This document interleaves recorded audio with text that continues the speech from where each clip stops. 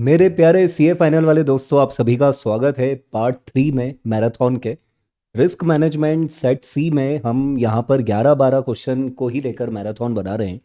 हर part में 11-12 question है। Question इतने कम इसलिए हैं दोस्तों, बहुत बड़े साइज के क्वेश्चन है। बहुत लंबा वीडियो मुझे नहीं बनाना है, आपका टाइम नहीं खराब करना है।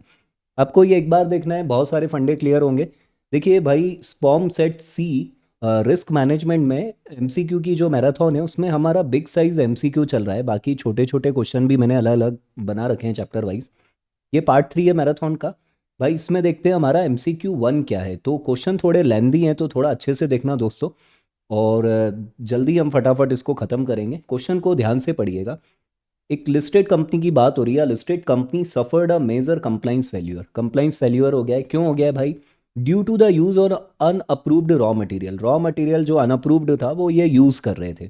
ड्यूरिंग इन्वेस्टिगेशन भी हो गया इनके ऊपर। इट वॉज फाउंड दैट, क्या इन्वेस्टिगेशन में मिला है, the board had approved the risk policy. Board के हिसाब से रिस्क पॉलिसी थी, but fail to ensure periodic review. Periodic review नहीं किया, मतलब पॉलिसी बना ली लेकिन रिव्यू नहीं किया। ये एक पहला problem. The CEO had delegated responsibility. CEO ने डेलीगेट की है responsibility for monitoring supplier compliance to procurement heads, but did not verify follow up reports. इसने भी काम डेलीगेट तो किया लेकिन अपना काम पूरा नहीं किया, फॉलो अप नहीं लिया। The risk manager did not escalate repeated red flags from supplier audit. Supplier का ऑडिट होता था, रेड फ्लैग्स थे, लेकिन जो रिस्क मैनेजर हैं, मतलब पूरा प्रॉपर है सब कुछ इस ऑर्गेनाइजेशन में। रिस्क मैनेजर भी है, बोर्ड तो होगा ही, कंपनी है तो सीईओ वगैरह सब भाई सब क्लियर्ड है सबको, लेकिन फिर भी इन्होंने ध्यान नहीं दिया। विच of the following most accurately identifies the weakest governance link. आपको वीकेस्ट गवर्नेंस लिंक बतानी है यहाँ पर इन दिस चेन। ये जो पूरा गड़बड़ हुआ है based on stake holder roles. देखो ये सब स्टेक होल्डर्स हैं, CEO, risk manager, board of director. इन सब का इंटरेस्ट है भाई कंपनी के अंदर, इन सब का इंटरेस्ट है। आंसर तो दिख गया होगा आपको, ठीक है। Which of the following most accurately, है ना। तो नंबर ए ऑप्शन पे आते हैं। क्या बोल रहा है A? The board of director for setting strategy without delegation. तो ये तो होगा नहीं भाई, मतलब डेलीगेशन तो किया है उन्होंने। B, CEO for failure to establish a risk management function. सिर्फ अकेला सीईओ का फेल्यूर नहीं मानेंगे। The risk manager for not aligning with board strategic objective. Risk manager के ऊपर भी नहीं थोपेंगे। अब देख लेते हैं क्या हो रहा है। D option, the CEO failing to ensure effective monitoring. Monitoring का दिक्कत हुआ था। And follow up despite delegation, इसका भी दिक्कत हुआ था। ठीक है, एक सेकंड दोस्तों, ये थोड़ा सा दिक्कत हमको भी हो रहा है अभी, क्योंकि ये थोड़ा सा सिस्टम चेंज हुआ है तो सेटिंग में थोड़ी सी दिक्कत हो रही है। डिस्पाइट डेलीगेशन, दस weakening tone at the top. तो डी ऑप्शन सबसे बेहतरीन है। देखो ए बी सी इसलिए नहीं है क्योंकि वो एक पर्टिकुलर छोटे से एंगल पे बात कर रहे हैं, लेकिन जो डी है उसका एंगल थोड़ा ब्रॉड है। आपको ये सब एलिमिनेशन में लगाना पड़ेगा दोस्तों। ठीक है, तो अब हम आते हैं हमारे सेकंड एमसीक्यू पर। सेकंड एमसीक्यू क्या बोल रहा है इसको देखते हैं भाई। MCQ 2 क्या बोल रहा है? इन अ फाइनेंशियल इंस्टीट्यूशन, एक फाइनेंशियल इंस्टीट्यूशन की बात हो रही है अब। द रिस्क मैनेजर, मतलब रिस्क मैनेजर है यहाँ पर, प्रिपेयर्स पीरियोडिक रिस्क रिपोर्ट। ये पीरियोडिक रिस्क रिपोर्ट बना रहा है, काम कर रहा है बेचारा। And send them to various business heads. अलग अलग फंक्शनल हेड्स को भेज रहा है वो रिस्क मैनेजर, है ना। रिस्क मैनेजमेंट एक अलग डिपार्टमेंट है, वो अलग अलग डिपार्टमेंट को भेज रहा है।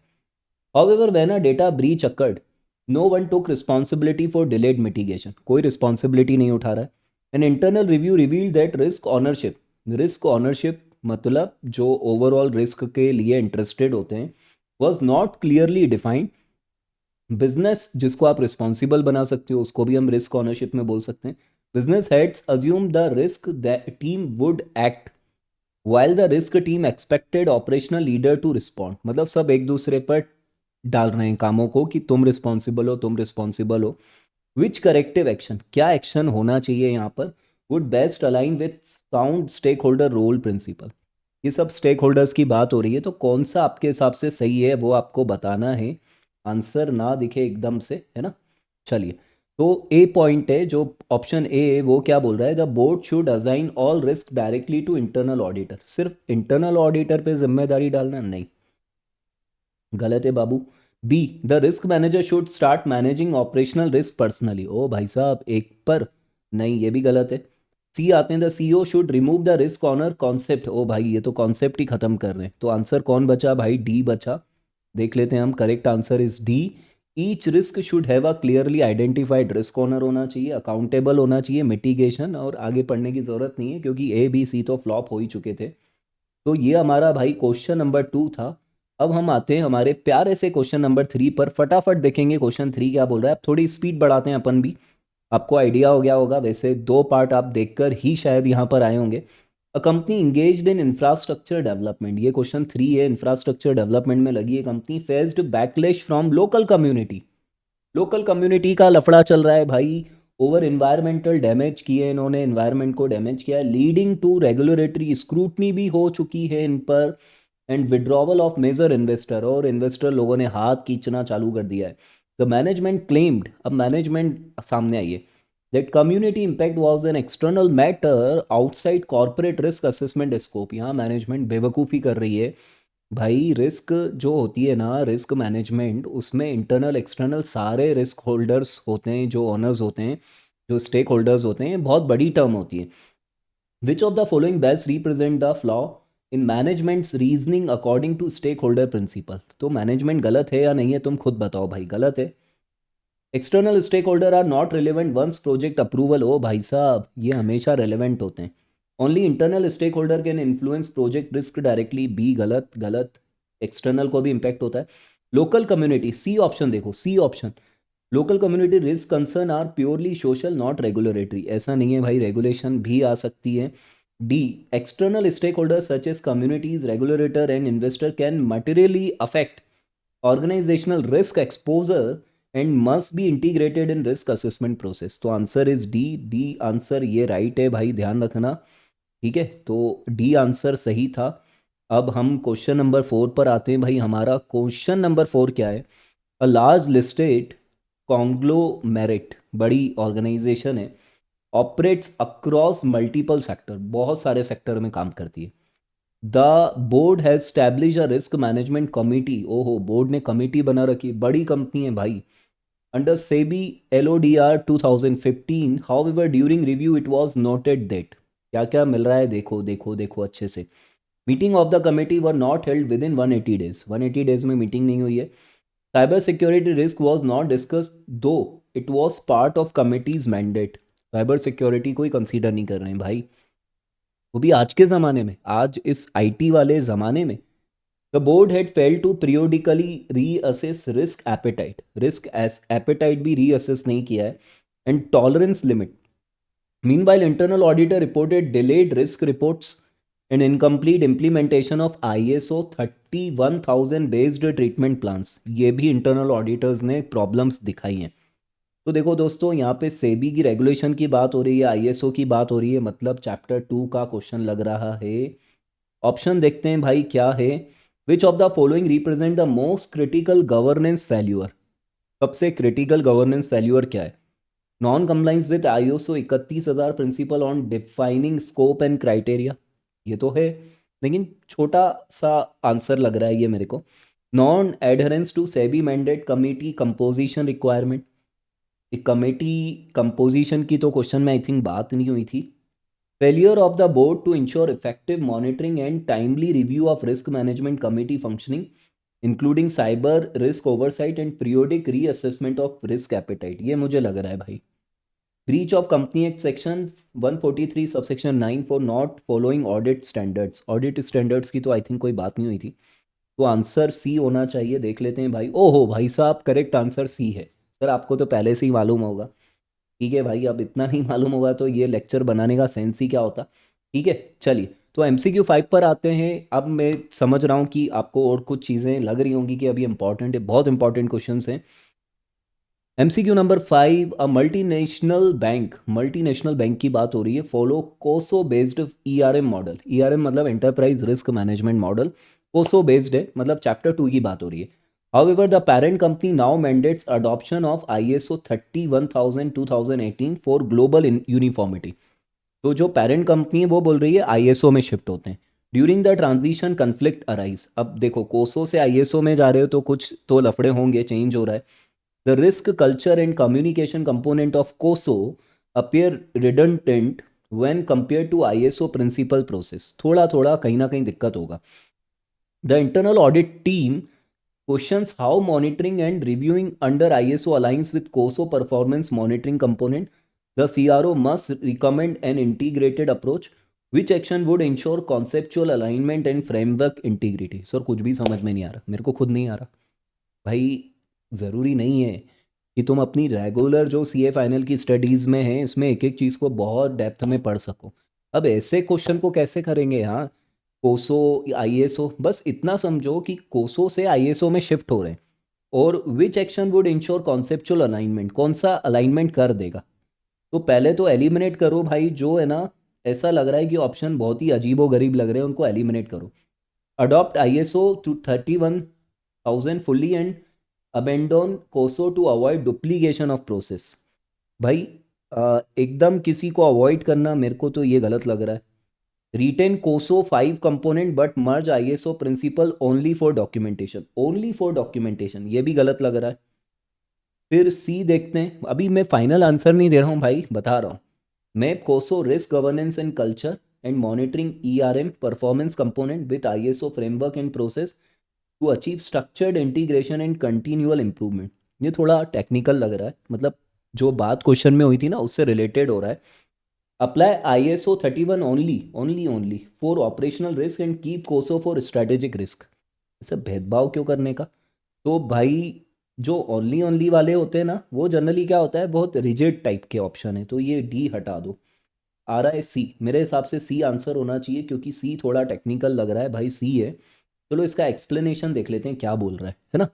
कोसो and ISO can complement each other. कोसो emphasizes structure and culture.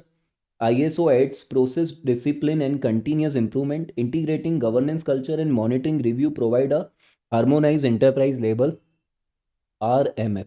ठीक है, फ्रेमवर्क बन जाएगा रिस्क मैनेजमेंट का प्रॉपर. तो आंसर इज सी. ऐसे भी आप कर सकते हो यार, देखो परम ज्ञानी तो कोई भी नहीं है हमारे बीच में. ठीक है, तो MCQ 6 पर आते हैं. ये तो और थोड़ा बड़ा लग रहा है भाई. During an annual audit, annual audit की बात हो रही है, खुश हो रहे हैं ऑडिट में जो स्ट्रांग होंगे बच्चे. बाकी भाई कोई भी पेपर हो वो बिना राइटिंग प्रैक्टिस के तो थोड़ा सा रिस्की होता है, इसलिए राइटिंग प्रैक्टिस बढ़ाओ. The statutory auditor of a listed manufacturing company refuse to sign the financial statement. ओहो, है ना, क्या बोल रहा है वो, deficiency in internal financial control. ओहो. Management argued that controls were adequate as per their internal evaluation under section 143 subsection 5E. ये भी चैप्टर 2 का ही है. तो मैनेजमेंट बोल रही है हमारा इंटरनल कंट्रोल ठीक है और आपको क्या ऐसा हो गया है. Later it was discovered that the audit committee never discuss the internal audit findings and independent directors had not reviewed the risk management system for robustness. सब कोई काम नहीं कर रहा है, सबको पैसा चाहिए बस. In addition, the company's website lacked a disclosure of shareholder voting procedure. Violating G20 OECD transparency principle. ये देखो जो ये G20 और OECD है ना, सब ये EU से इम्पैक्ट, मतलब उस यूरोपियन है ना. तो ये OECD मतलब organization for economic cooperation and development. G20 इसमें भारत भी सदस्य है ना. G20 नेशंस, G7 नेशंस हैं. पहले वो G8 होते थे, फिर रशिया हट गया था तो G7 हो गए थे. ऐसे ये सब इंटरनल ऑर्गेनाइजेशंस होते हैं. विच of the following most accurately identify the layered failure across governance and compliance level. Question अच्छे से देख लो, देखो प्रॉब्लम तो बता दी. विच ऑफ द, अब देखो बार बार ये प्रॉब्लम मत पढ़ो. अब ये देखो वो बोल रहा है which of the following most accurately identify the layered failure across governance and compliance level. है ना, आपको बताना है मेन चीज़ क्या है. पहले चलो डी से देखते हैं. Weakness only in operational control not governance mechanism. Only word आ गया, हटा दो. Excessive auditor independence reducing management. अरे भाई ऑडिटर तो वो होता ही है, इंडिपेंडेंट ही होता चाहिए, ऐसे थोड़ी कि ज़्यादा तेज चल रहा है ऑडिटर. मिस इंटरप्रिटेशन, अरे भाई कैसी बातें कर रहा है. तो मेरे हिसाब से ए बचा, पढ़ लेते हैं. Breakdown of ethical governance due to weak board oversight. Board ढीला निकला. इनफेक्टिव ऑडिट कमेटी फंक्शनिंग, हाँ ये था. Non compliance with disclosure norms under both companies act OECD guidelines. तो मेरे हिसाब से ए आंसर होना चाहिए भाई. इतना तो अब आप भी समझ गए होंगे यार. ठीक है ना. क्वेश्चन नंबर 7 पे आते हैं. MCQ 7 क्या बोल रहा है. A listed FMCG company, experience a severe product recall due to contamination. ठीक है, प्रोडक्ट रिकॉल हो गया है। प्रोडक्ट रिकॉल करना कंपनी के लिए बहुत बड़ी प्रॉब्लम होती है। The board risk committee blamed operational heads, वो फंक्शनल हेड्स को, जो कि भाई बनाने वाला प्रोडक्शन वाला बेकार है ये, और inadequate control, while CEO claimed risk mitigation policy had been delegated to business units. CEO बोल रहा है कि हमने तो कर दिया था। द इंटरनल ऑडिटर अब क्या ऑब्जर्व कर रहा है देखो। The board never approved a formal risk appetite statement, board पे ही उंगली उठा दी। CEO failed to ensure regular monitoring and escalation of risk incidents. Risk manager had submitted repeated warning that went unacknowledged. ये सब internal auditor ने दिया है। Who bear primary accountability for the overall failure of the enterprise risk management system? Board की होगी, peon तो liable होगा नहीं आई थिंक। बोर्ड होना चाहिए भाई। Risk manager for not implementing corrective measure, internal auditor for not reporting the issue to share holder. ओ हो बेटा, इंटरनल ऑडिटर के ऊपर तो उंगली मत उठा देना अभी तो। Board of Director for failing to exercise oversight and define strategic risk appetite, thereby neglecting governance responsibility. CEO for ignoring functional level risk report। भाई ये तो थोड़ा सा वो हो गया, लेकिन मैं आई थिंक सी के साथ जाऊंगा। तो बोर्ड ऑफ डायरेक्टर की मेन गलती है भाई, क्योंकि यही तो मेन रिस्क ऑनर तो ये है ना यार। अब समझो ना यार, मतलब देखो एक्सप्लेनेशन देखो। Under corporate governance principle, company act, SEBI, LODR, the board holds ultimate oversight. Ultimate तो भाई तुम ऑडिट में भी तो देखते हो ना यार। Those who charge with governance, वो आता है नहीं आता है word.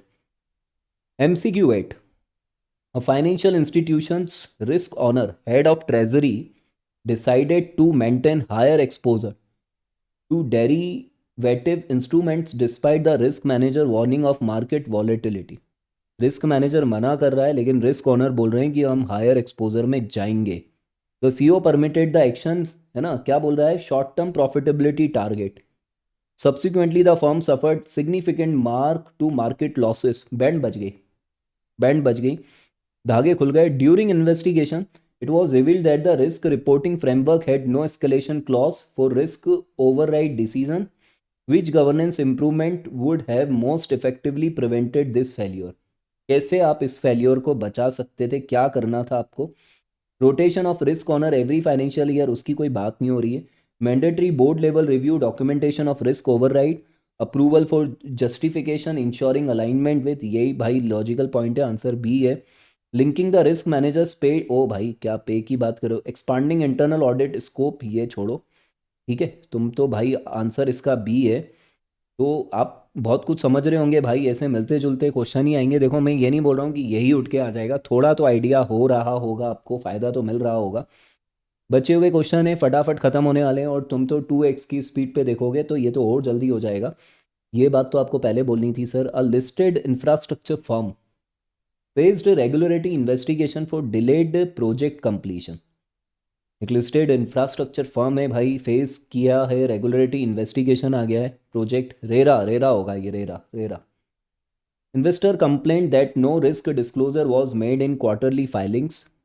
The risk manager argued that risks were strategic and not material for disclosure. ओहो, सब अपनी जिम्मेदारियों से भागते हैं एक्चुअली एंड में। Meanwhile, local communities raised protest alleging safety negligence, and the company's suppliers suspended contracts due to uncertainty. Which of the following most accurately identify the core failure in stakeholder risk communication? Core failure बताना है आपको, core failure बताना है। तो ये सब core failure भाई देखो, अभी देखो, है ना। चलो पहले आते हैं अपन यहाँ पे डी पॉइंट देखते हैं। Poor cost estimation model and scheduling delay, ये बात ही नहीं हो रही है। Breach of employ code of conduct and HR ethics, मेरे हिसाब से कोई बात नहीं है। Effective internal control over financial reporting, B बचा। Failure to integrate external stake holder risk into the enterprise risk disclosure and communication process, वो ना बड़ा है सर, वो पॉइंट तो सही वो ही होगा ना।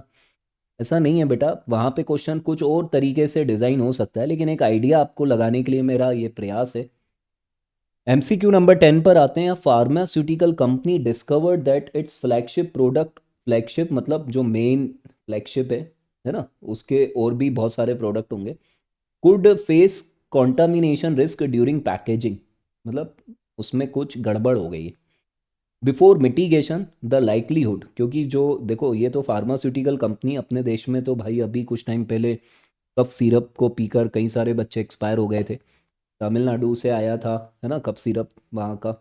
ये सब न्यूज़ में, मैं अपनी तरफ से नहीं बोल रहा हूँ, लेकिन जैसे यूएस वगैरह की बात करें, मैं तो गया नहीं हूँ कभी वहाँ पर, लेकिन सुनने में आता है कि भाई वो है ना, उनको जो भी प्रोडक्ट वो इंपोर्ट करते हैं ना दूसरी कंट्रीज से, तो भाई वो बहुत भयंकर चेकिंग करते हो उसकी। तो कुछ भी थोड़ा भी कॉन्टामिनेशन मिलता है ना, जैसे मैंने एक बार न्यूज़ में पढ़ा था कि एमडीएच मसाले जो हमारे देश में बिल्कुल लोग पागलों की तरह ऐसे छीट छीट के खाते हैं, छोले भटूरे में, तरह तरह की चीज़ों में, वो वहाँ पर बैन थे क्योंकि उसमें सोलोमिनेस करके कोई वायरस वायरस मिल गया था। बहुत खतरनाक मतलब काम है उनका। तो before mitigation the likelihood of failure was rated very high with expected losses of 100 crore.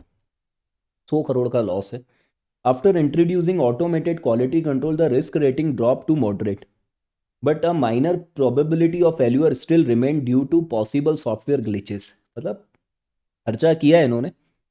During the audit the risk manager presented the new status as no significant risk. Which of the following most accurately identify the flaw in this assessment? कौन सी कमी रह गई है भाई? The risk became uncontrollable after automation and should have been transferred. ऐसा नहीं है यार। The residual risk still exist post controls, it should be acknowledge and monitored even after mitigation. ये थोड़ा लॉजिकल लग रहा है। The new process created a new internal risk and must be classified as external. ऐसा नहीं होना चाहिए। Since the probability reduce the risk no longer qualify for board reporting. मेरे को बी सही लग रहा है, थोड़ा लॉजिकल लग रहा है, वो बी ही आंसर निकला भाई। भाई साहब बी क्या बोल रहा है? रेसिडुअल रिस्क स्टिल एग्जिस्ट होगी भाई, आप कितने ही हाथ पैर मार लो, रेसिडुअल रिस्क बचेगी। इट शुड बी एक्नॉलेज, उसको इज्जत दो, and monitored even after mitigation. Mitigation हो भी गया तो भी उसको मॉनिटर करते रहो, एकदम इसका उसको ऐसे छोड़ो नहीं, है ना। क्वेश्चन नंबर MCQ 11 पर आ चुके हैं, हो सकता है ये आखिरी क्वेश्चन हो, है ना। हाँ भाई आखिरी है, खुश हो गए, खुश हो गए, ये छोटू खुश हो गए, है ना। MCQ 11। A large automobile manufacturer in Chennai faces the following incidents. Chennai में कांड हो गया, Chennai super Kings. A flash flood halts plant operation for 10 days। ओहो। Several employee leak confidential design files due to poor cyber security training। Employ लोगों ने धोखा दे दिया। The company lobbies for tax incentives to counter unfavorable state policy। Management classify all three as uncontrollable external risk। ओहो। External भाई, ये employ तो internal होते हैं ना यार, ये एक्सटर्नल है, ये अनकंट्रोलेबल है, ये तो कंट्रोलेबल है ना यार एम्प्लॉय का। The company lobby for tax incidents, ठीक है, ये अलग चीज़ है। Which classification below represent the most accurate risk type analysis? All three are internal risk. ओ ये तो गलत है, क्या फ्लड भी अंदर से ले आओगे? Only the first is external and uncontrollable, the other are controllable through internal measures. C, the first event is an external uncontrollable risk, the second is an internal controllable risk, क्योंकि employ को तो समझा सकते हो ना, and the third represent an external risk that can be partially controlled through strategic influence, lobbying. बहुत logical answer है C. All are residual risk since, ओ भाई डी तो छोड़ो, तो सी इज राइट आंसर। तो दोस्तों यहाँ पर 3 पार्ट में ये 12 12 11 क्वेश्चन, अप्रॉक्स 30, मतलब कितना हो गया भाई? 24 + 11 कितना हो गया? बोलो बोलो जल्दी बोलो। 35 क्वेश्चन हमने यहाँ पर देखे हैं। नंबर ऑफ क्वेश्चन कम है, लेकिन ये सब बड़े बड़े साइज के क्वेश्चन थे दोस्तों। तो मैं उम्मीद करता हूँ कि आपको समझ में आया होगा। तो इस सेशन को हम यहीं फिलहाल ख़त्म करते हैं। बाय।